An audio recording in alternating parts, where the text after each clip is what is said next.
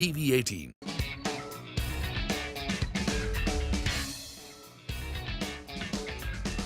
You're watching us here on a Diwali special of Mad About Markets. It's Diwali, we indulge in Ritu. What is our favorite indulgence? Sweet, of course. Laddus, chocolates, anything. Or both. I mean, chocolates are really gaining traction, right? More and more hampers that are coming your way are chocolates, which you don't really share. I don't share, I eat all of them. And that's always on top of mind. Because it's Diwali, we take those liberties. Chocolates, that's what we're talking about. Well, that is what we're talking about, and that is what India is going to be talking about, because the entire confectionery space in the country, which accounts for all your chocolates, your hard-boiled candies, lollipops, eclairs, gums, and that's a mouthful, and mint as well, that is worth about 26,000 crore rupees as per Euromonitor. But chocolate, that is what we're talking about. That is the biggest contributor at over 15,000 crore rupees as of 2022, and it grew from a little over 12,000 crores as of 2019, and you can see the trajectory, and by 2027, it is expected to cross 23,700 crore levels. Manglam, what is really powering this chocolate train in India other than our appetites? Our appetites for sure, but you know,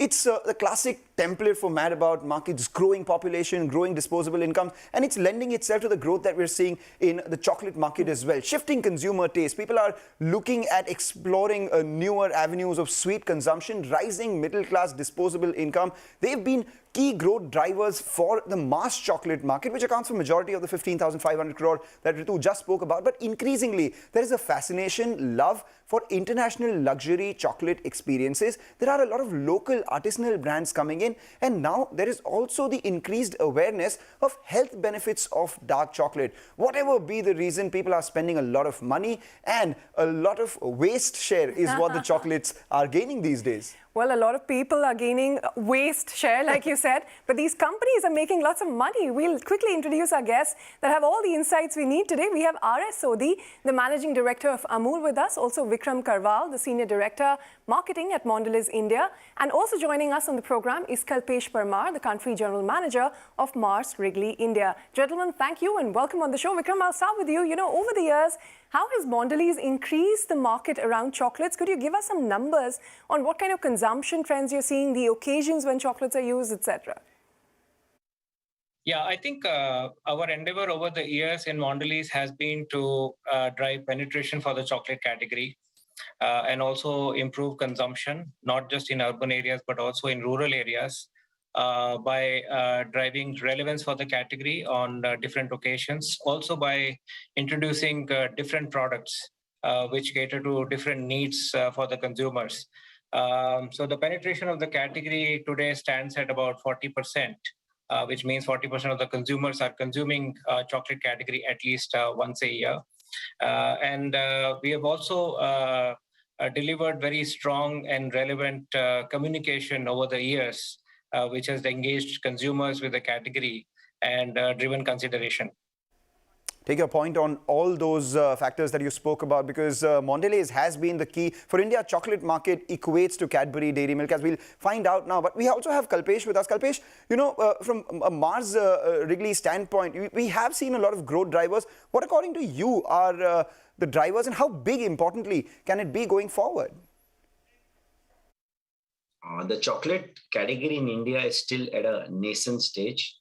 The consumption in India is probably anything around 300 grams per person per annum, depending on what research piece you see. That means the category is, the chocolate category in India is close to 15,000 crores.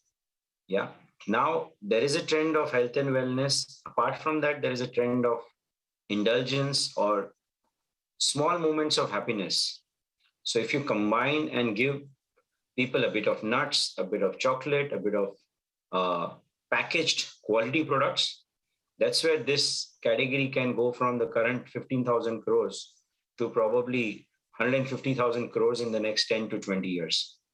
Yeah, as long as we are able to give the right quality at the right price, at an affordable price. It's not just about operating in the large cities, but how do we have these products offered in markets like Allahabad and Indore also, and not only in the metros. Of course, during COVID, what happened is people were more comfortable while working from home. They wanted to also snack at home. And that's where their comfort level with packaged foods, snacks which are packaged, grew a lot more. And that's where we've been seeing some great growth in the range of 10% in terms of CAGR. And I think this should continue. As I said, the category should grow from 15,000 crores to much higher numbers in the next 10 to 20 years. And the immediate 3 years also looks pretty exciting. Well, the pandemic snacking is taking some time to get rid of, but we've heard from the international players. Mr. Sodhi, for you, how important is chocolate as a category? Of course, Amul has a great brand, great recall, but Indian players like Amul do have a lower market share. Well, first thing is, let me tell you, chocolate category is a growing category in India because now everybody wants to consume cocoa-based, some sweet things. So, and chocolate meets that requirement. Now, Indian chocolate market is around, as per our estimate, 15,000 crore per annum. It's growing at the rate of 15 to 16%. But Amul is in a different category. We are not in the usual category of chocolate with more of sugar and other products. We are, for the last 4 or 5 years, we are stressing more on more cocoa-based, where chocolate content is or cocoa content is more, maybe 55%, 75%, 85%, even 99%. And right now, if you see value-wise, we are number 4, but volume-wise, we are number 3. And our market share today is around 3 to 4%. Okay. And we have seen in that category, growth is coming maximum. I mean, we put up a new plant just 3 years back, which are 5x of a capacity. And now we are again doubling it. And the way we are growing, the growth rate is 40-50%. I think in next 2 years, Amul will be a 1,000 crore rupees brand as far as niche dark chocolate are concerned. Well, do hang on, gentlemen. We're going to talk about the components of the chocolate market as well. But before we do that, Mangalam, what is your favorite kind of chocolate? Any kind of chocolate is my favorite, but the one that I actually prefer is the ones which have wafer inside it. It's crunchy and it's got chocolate and it's just all things amazing. Well, you know what? You're in the minority here because what India really loves, because half of the chocolate consumed in India, it is actually in the form of tablet bars, the kind you see from Dairy Milk, Nestle, Amul, etc. And that is almost 45% of the market. 29% is count lines, what you like. That is chocolate filled with nuts, wafers, or toffee, like your 5-star, your Munch, your Snickers, Kit Kat, and whatnot. Then you have your chocolates and pouch packs. That's about 11%. A lot of this, us bought this on our birthdays to take to school, right? And then you have chocolates that have toys, which are gaining massive popularity. Kinder Joy, you know what I'm talking about. And then 5% is the rest of the market. Now, in what form does India really consume chocolate? The most commonly found one is still milk chocolate, accounting for about 58.5% of the market. Then you have your filled chocolates, the kind you like, about 31%. And 7.7% is dark chocolate. But don't be fooled by the small share of the dark chocolate, because this is the category which has been growing faster than the industry, and it increased from about 6.5% all the way to 7.7% in just a span of 3 years. So the question, Mangalam, really is dark chocolate the dark horse of the chocolate industry? I think you were waiting to make that word joke, right? But at lower levels as well, what it does is it's commanding a fair amount of premium, and increasingly consumers are preferring that, because we had a survey conducted by Mintel. They said that 37% of Indians strongly associate dark chocolate with health benefits. 39% said that they may also buy chocolates with added vitamins, minerals, etc. And 44% are willing to put their money where their mouth is. They are willing to pay a premium for healthier chocolate. So keeping these things in mind, companies have also tried to increase their customer base into the health conscious by introducing sugar-free, low-sugar, organic, vegan, gluten-free chocolates for all kinds of diet and health preference. Kalpesh, you're talking about chocolates being an indulgence, but a lot of people are increasingly getting health conscious. How do you convince health conscious consumers to actually go ahead and consume more chocolate? This category, as I said in the beginning, will grow 10x in the next 1 or 2 decades if we are able to combine these experience along with health and well-being related products. Like in US today, we have a product called Kind, which is large amount of nuts with chocolates. So as we move towards a chocolatey experience with a lot of health and well-being included in that, that's where the category will explode. Well, healthier chocolates to increase their penetration. But Mr. Sodhi, let me come to you because, Amul is in the premium category products largely. But the scale and mass, that still belongs to the smaller price points of 5, 10, 20 rupee chocolates. What are your plans on that front? In Indian market is for the lower end of the market is a bigger scale. And we are going to be in that category. We have got 5 rupees, 10 rupees chocolate. The wafer chocolates are there. Even our regular milk chocolate is there. So we'll be there in lower end of the market also. But when it comes to the dark chocolate, more cocoa content chocolate or high-end chocolate, I think Amul is the market leader today. Okay, you want to be the market leader in the dark variant, but also looking at mass products. But Vikram, I mean, how do you, convince the health-conscious consumers to go ahead and consume chocolate? I mean, what are the potential growth for sales in that? A lot of consumers are becoming health conscious and they are looking for portion control, but they're also looking for permissible indulgence. That's another important trend, right? Consumers do believe that it's important to have a healthy diet, but a little bit of indulgence is also part of that healthy diet, right? So that's an important thing to keep in mind, and that's where we come in, right?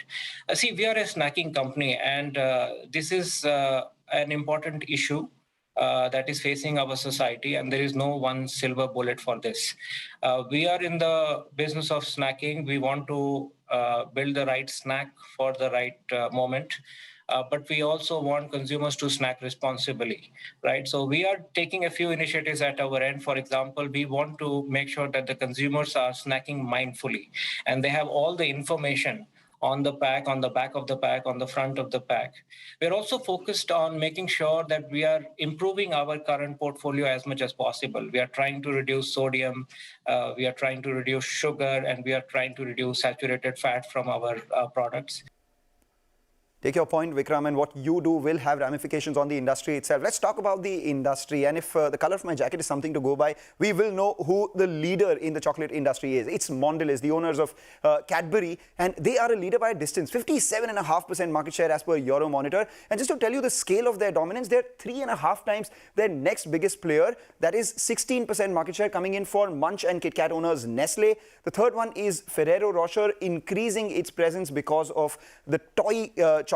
We have Mars, which has 2.5% market share. Hershey's at 1.2%. Interestingly, majority of the market is still consolidated within the MNC pack. The top 6, we have just one Indian player, GCMMF, which owns Amul at 1.1% market share. In terms of popular brands, I mean, it is understandable that dairy milk will still rule the hearts and mouths of Indians, 30% market share. But we've seen a big jump in the market share of Kinder Joy, 7.3%. Maybe kids loving the toys that come with it. 7% share for Gems and 5-star each. And the Nestle brands, Munch and Kit Kat, 6% each. Ritu, of all these, which is your favorite?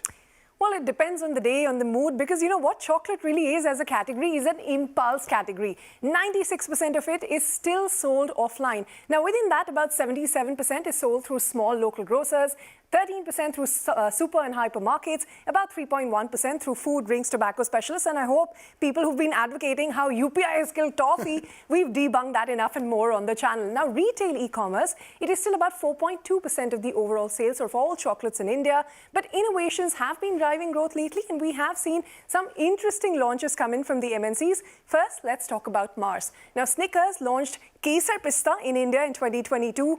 Double Mint had Pan Mint for India, and Orbit had Raw Mango in 2020.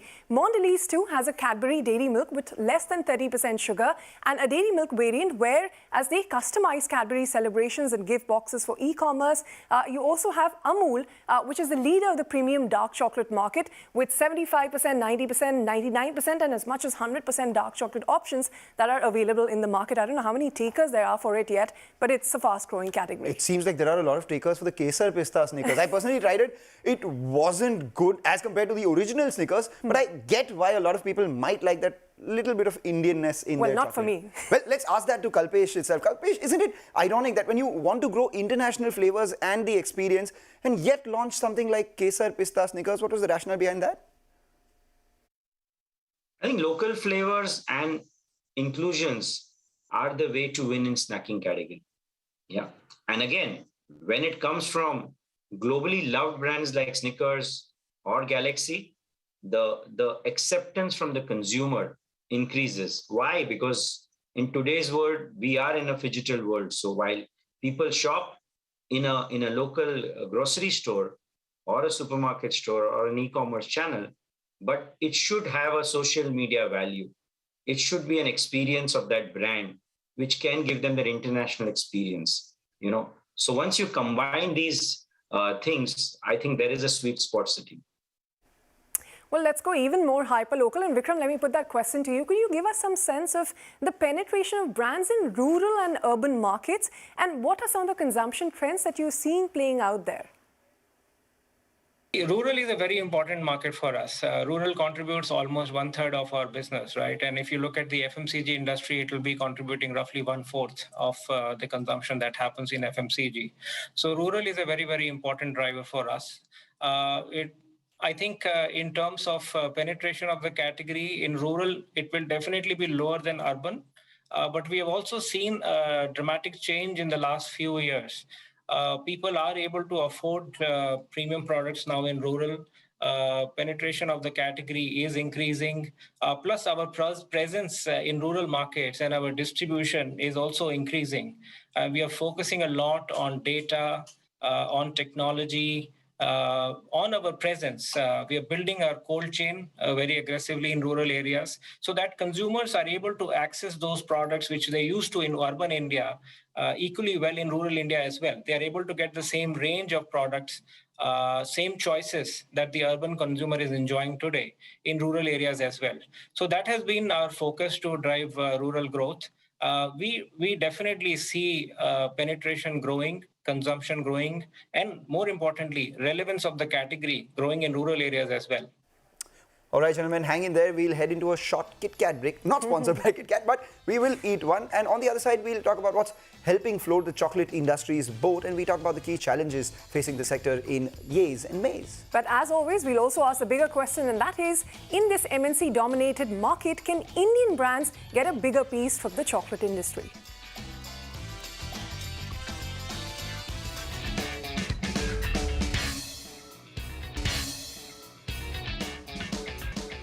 Welcome back. You're watching us here on Mad About Markets. This is the Diwali special and we're focusing on the chocolate industry, and there's so much to talk. But as always, it's that time of the show when we focus on the yays and the mays. I wonder what could be the maze of chocolate. I mean, everything has to be a yay, right? I know, but we'll try. We'll try. Okay, we'll try. The biggest yay for me is that, India's per capita consumption is just 360 grams per year as compared to developed markets who consume 5 to 10 kgs of chocolate every year. So that's a long way to go, and that sounds delicious. 5 to 10 kgs of chocolate. Yes, it is. But what is the size of that pie? Because the urban market is really saturated. It is a Bharat opportunity where players will now have to go to expand. The Bharat opportunity is where everyone else is going as well. We've heard from Mondelez, Mars, all of them looking to expand in rural areas to maintain growth and increase their penetration. But this is particularly challenging at a time when the country and the population is becoming more and more portion and health conscious. How do you get them to eat more sugary chocolates? Well, the portion which is getting portion conscious is a sliver, and the urban as well, right? And then there are opportunities in e-commerce offerings. You can order things and send it to people. Gifting, that's a big opportunity. Well, you can order, but therein lies the challenge because you have to maintain it at a certain temperature. There's refrigeration infrastructure involved. You can't have liquid chocolates getting delivered, right? Yeah, but it's become a primary sweet for occasion celebration. I mean, we've seen traditional mithai dabbas, if not being replaced, at least being added on to a big chocolate box that one gets as well. But let me ask you, in that chocolate box that you've been getting, how many of those are really Indian brands? It is MNCs that dominate the market here. Yeah, but some of those MNC brands as well have woven themselves into the fabric of India so much that it's difficult to imagine India without Cadbury, so to say. And, a lot of these MNC brands have also launched India-specific flavors. Kesar, pista, Snickers, anyone? Well, we've talked about what works and doesn't work for the industry, but I guess the biggest question still remains for a growing health-conscious population. How do you, Kalpesh, for instance, drive the growth from 300 grams per person to 2-3 kilos? How will you get them to consume more and drive this penetration? So large categories in snacking, let's look at categories like biscuits, they are close to 80% penetration. Categories like chocolates are available in only 50 to 60% of the retail universe. So it is about mental availability and physical availability. Yeah, so once the chocolate players are able to make the products available in 80-90% of the retail universe, yeah, again, at the same time giving the right price points, then there is a sweet spot sitting over there. That brings us to the bigger question, and which is, can Indian brands get a bigger piece from India's chocolate market? That question to you first, Mr. Sodhi, and then Kalpesh, your thoughts. Yeah, you see, as far as our revenue is concerned, it may not be even today 1% of our total turnover, because last year it was 61,000 crore. But we feel that in another 2-3 years, we'll be at least having 10% market share. And I tell you, purpose is not only to have high top line or other thing. Purpose is to provide better price to the cocoa growers. So once Amul is there or Camco is there, others also have to pay more price, like we have done in the milk. In the last 20 years, maybe 20 years ago, the gifting was local products or local mithais.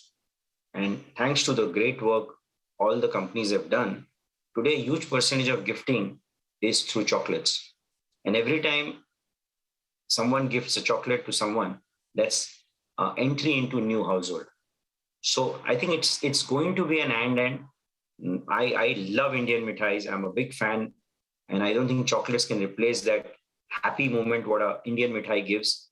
But with the new generation, they are looking at not just having the traditional experience, but they want experience which they can also talk on Instagram, you know. So that's where a brand like M&M comes in and said, wow, I got this M&M pack, and then I'm having that. I'm gifting that during the Diwali season.